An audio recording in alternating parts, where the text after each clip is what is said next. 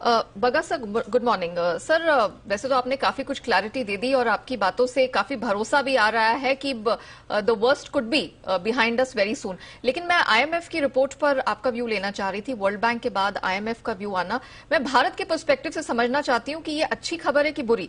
इसलिए क्योंकि global growth estimate उन्होंने इस साल के लिए, अगले साल के लिए घटाया है। लेकिन अगर हम भारत को बाकी देशों से कंपेयर करके देखें तो सबसे तेज गति से फिर भी ये बढ़ने वाला देश दिखाई दे रहा है ग्रोथ के लिहाज से।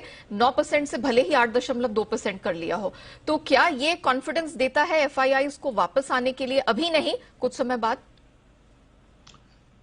नहीं नहीं, आप देखिए, ये आईएमएफ हो या रेटिंग एजेंसीज हो, ये फॉलोअर्स होते हैं। इनकी रिपोर्ट्स बहुत देर से आती हैं, ये फॉरवर्ड लुकिंग नहीं है। तो एफआईज देखेंगे कि कंपनीज का मैनेजमेंट क्या बोलता है, वो बहुत इंपॉर्टेंट रहेगा कि मैनेजमेंट कमेंट्री क्या रहती है।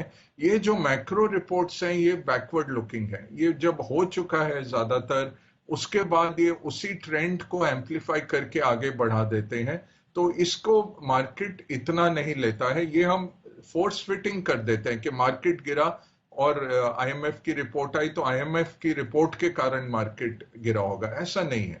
तो एफआईज जब आएंगे, हाँ, मैक्रो बेस्ड जो फैक्टर इन्वेस्टिंग करते हैं, जो मैक्रो इकोनॉमिक बेस्ड हैं, वो जरूर ऐसी रिपोर्ट्स देखते हैं कि भाई मैक्रो क्या दिख रहा है। बट आप भारत में जब पैसा लगाने आ रहे हैं, आप एचडीएफसी में लगा रहे हैं या टीसीएस में या इन्फी में या रिलायंस में, आप पूरा बास्केट जो भारत का आप लगा रहे हैं, वो एमएससीआई ने जो भारत के कंपोनेंट डाले हुए हैं ग्लोबल इमर्जिंग मार्केट्स में, उसके बेसिस पे आप लगा रहे हैं। पूरे भारत पे एज सच जो लग रहा है पैसा, जो इंडिया फोकस ईटीएफ आप देख लीजिए, वो ज्यादा कम है। ज्यादातर इमर्जिंग मार्केट फंड्स या ग्लोबल इमर्जिंग फंड्स में हमारी गिनती आती है।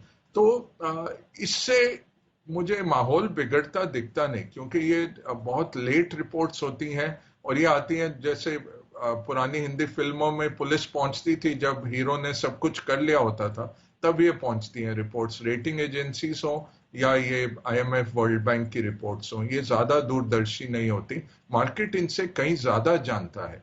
और उसी संदर्भ में मैं कहूंगा कि ये जो रिस्क ऑफ हुआ, ये ओवरडन हो चुका है और इतना कोई खराबी नहीं है दुनिया की इकोनॉमी में या भारत की इकोनॉमी में। स्टैगफ्लेशन नहीं आने वाला, हाइपर इन्फ्लेशन नहीं आने वाला।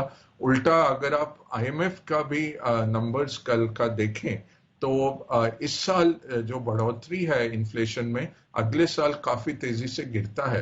डेवलप्ड और इमर्जिंग मार्केट्स दोनों में इन्फ्लेशन गिरता है। तो बात ये 6 महीने की या इस साल की रह जाती है और मार्केट फॉरवर्ड लुकिंग है और 1-2 महीने में ये पचा लिया जाएगा। तो यही कहूंगा, चिंता का विषय नहीं है। मार्केट समाप्त नहीं होने वाले, इकोनॉमीज ग्रो करेंगी। और बिल्कुल सहमत हूं आपसे कि भारत दुनिया का सबसे G20 में अगर आप देख लें तो फास्टेस्ट ग्रोइंग लार्ज इकोनॉमी रहेगा।